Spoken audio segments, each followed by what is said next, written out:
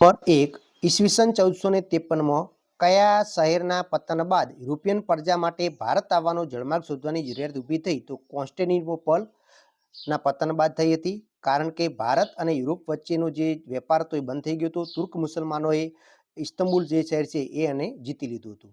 બીજું, ભારત આવવાનો જળમાર્ગ શોધવા માટે કેપ ઓફ ગુડ હોપની ભૂસડીની શોધ કોણે કરી હતી? તો બાર્થોલોમ્યુ ડાયેજે કરી હતી. જે કેપ ઓફ ગુડ હોપ છે એ દક્ષિણ આફ્રિકાના છેડે આવેલું છે, એટલે કે ભારત આવવાના જળમાર્ગ શોધવાની એક આશા જન્માવી હતી. એના પછી ત્રીજો છે, નીચેના વિધાનો તપાસો. પહેલું વિધાન, પ્લાસીનું યુદ્ધ 23 જૂન 1757ના રોજ લડાયું હતું, સાચું છે. બીજું, પ્લાસીના યુદ્ધમાં મીર જાફરે સિરાજઉદ્દૌલાને સંપૂર્ણ સાથ આપ્યો હતો, નહોતો આપ્યો, દગાખોરી કરી હતી, એટલે માત્ર વિધાન એક સાચું બને છે. એના પછી પ્રશ્ન નંબર 4 જોઈએ. તો ચોથા નંબરનો પ્રશ્ન છે, ભારતમાં સર્વોપરી સત્તા સ્થાપવા માટે સહાયકારી યોજના કોણે દાખલ કરી હતી? તો સહાયકારી યોજના લોર્ડ વેલેસ્લીએ દાખલ કરી હતી, જેને મીઠા ઝેર જેવી યોજના પણ કહેવામાં આવે છે. એના પછીનો પ્રશ્ન 5, બક્સરનું યુદ્ધ ક્યારે લડાયું હતું? તેના પરિણામે અંગ્રેજોને કયા પ્રદેશની દીવાની અધિકારો મળ્યા? તો 1764માં બંગાળ, બિહાર અને ઓડિશાના દીવાની એટલે કે મહેસૂલ ઉઘરાવવાની સત્તા અંગ્રેજોને મળી ગઈ હતી, અંગ્રેજ કંપનીને. બરાબર. એના પછી છઠ્ઠું છે, તો કે નીચેનામાંથી કયું જોડકું ખોટું છે?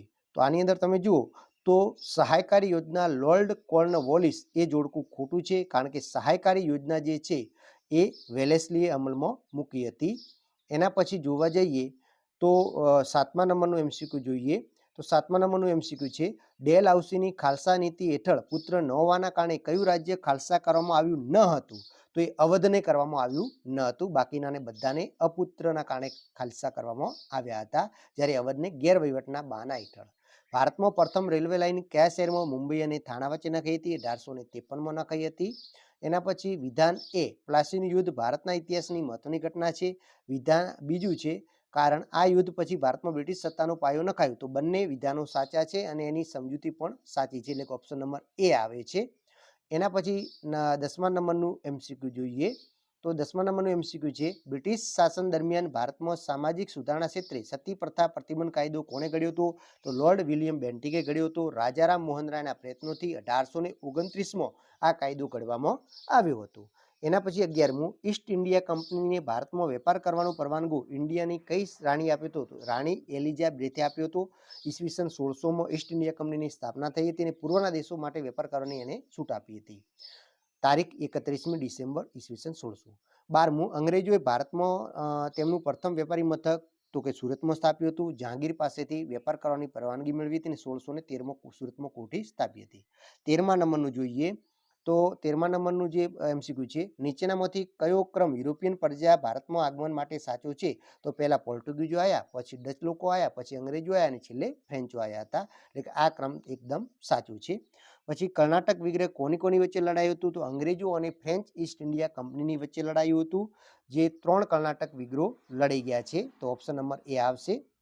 એના પછી જોઈએ 15મા નંબરનો એમસીક્યુ. તો 15મા નંબરનો એમસીક્યુ જે છે, વિધાન એ છે કે સહકારી યોજના સ્વીકારનાર રાજ્યો બ્રિટિશ આશ્રિત બની ગયા હતા. એનું કારણ છે કે આ યોજના મુજબ રાજ્યના અંગ્રેજ સૈન્ય રાખવું, તો કે આ બંને વિધાનો સાચા છે, એની કારણ પણ સાચું છે. એના પછી 16મું જોઈએ, ડેલહાઉસીએ કયા રાજ્યને ફરજની ઉઘરાણીના બાને ખાલી કર્યું હતું? તો નિજામના વરાડ પ્રાંતને કર્યું હતું. હૈદરાબાદના નિજામ પાસેથી જે બાકી નાણાં હતા એના માટે એને પડાવી લીધું હતું, વરાડ પ્રાંત યાદ રાખજો. પછી 17મા નંબરનું એમસીક્યુ જોઈએ. તો 17મા નંબરનું એમસીક્યુ જે છે, ભારતમાં અંગ્રેજ શિક્ષણના પ્રખર હિમાયતી કોણ હતા? જેમના પ્રયત્નોથી 1835માં અંગ્રેજ તો કે લોર્ડ મેકોલે હતા, જે અંગ્રેજ શિક્ષણ ભારતમાં દાખલ કરવાનો શ્રેય એમને જાય છે. એના પછી 18મું છે, શ્રીરંગપટ્ટનમની કઈ સંધિ કયા વિગ્રહના અંતે થઈ? તો એ થઈ હતી ત્રીજા મૈસૂર વિગ્રહના અંતે થઈ હતી. ટીપુ સુલતાન અને વેલેસ્લી વચ્ચે આ સંધિ કરવામાં આવી હતી, કોર્નવોલિસ વચ્ચે કરવામાં આવી હતી. 19મા નંબરનું છે, તો કે બ્રિટિશ સત્તાના ઉદયને કારણે ભારતના ગૃહ ઉદ્યોગો પર શું અસર થઈ? તો ગૃહ ઉદ્યોગો પડી ભાંગ્યા અને કારીગરો બેકાર બની ગયા હતા. આ એક ભયંકર અસર થઈ હતી અંગ્રેજોને અન્યાયી જકાત નીતિના કારણે. 1857 વિપ્લવ પહેલા ખાલસા નીતિ દ્વારા ભારતીય રાજાઓને અસંતોષ ફેલાવનાર કોણ હતો? કે લોર્ડ ડેલહાઉસી હતો, જેને ખાલસા નીતિનો જનક પણ કહેવામાં આવે છે. તો આઈ હોપ કે તમને આ 20 એમસીક્યુ પહેલા ચેપ્ટરના મળી ગયા છે. નેક્સ્ટ ચેપ્ટર કયા ચેપ્ટરના જોઈએ છે કમેન્ટ કરીને જણાવો, ઝડપથી તમારી સમક્ષ લઈને હાજર થઈશ.